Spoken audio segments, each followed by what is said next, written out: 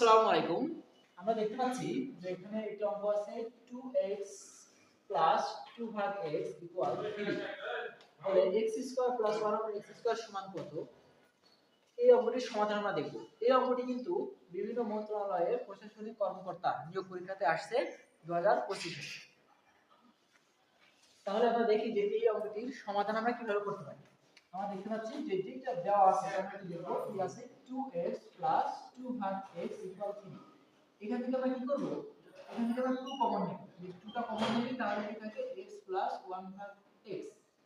কি থাকবে আমাদের এখানে x 1 ভাগ x সমান থাকবে 3। এখন এটা যেহেতু দুই অবস্থায় আছে এটা ওইদিকে যে কি হয়ে যাবে? ভাগ হয়ে যাবে। এই 2 টা এদিকে যে কি হয়ে গেল? ভাগ হয়ে গেল। এখন আমরা x 1/x এর মানটা কিন্তু পেয়ে গেছি। এখন আমরা কি করব? এখানে সূত্র করব যে আমাদের কি আছে x² + 1 ভাগ x²। এর মান আমাদের নির্ণয় করতে হবে। তাহলে আমরা কি জানি a² + b² এর সূত্র কি? a + b whole square. আমরা নিচে লিখি a + b whole square minus 2ab minus 2ab। তাহলে এই x টা উপরে এবং x টা নিচে এটা কিন্তু কাটা যায়। কাটা গেলে এখন এর মান কত? x + 1/x। x + 1/x এর মান কত? 3/2। তাহলে আমরা এখানে দিতে পারি কত? 3/2 তার উপরে স্কয়ার আর মাইনাস 8।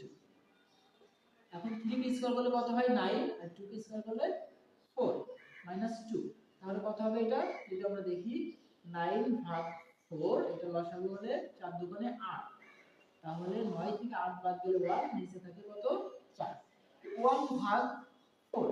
তার মানে এই অঙ্কটিতে x² + 1/x² এর মান কত হবে? 1/4। 1 হবে অ্যানসার। এই অঙ্কটি কিন্তু বিভিন্ন মন্ত্রণালয়ের প্রশাসনিক কর্মকর্তা 2025 নিয়োগ পরীক্ষাতে আসছে।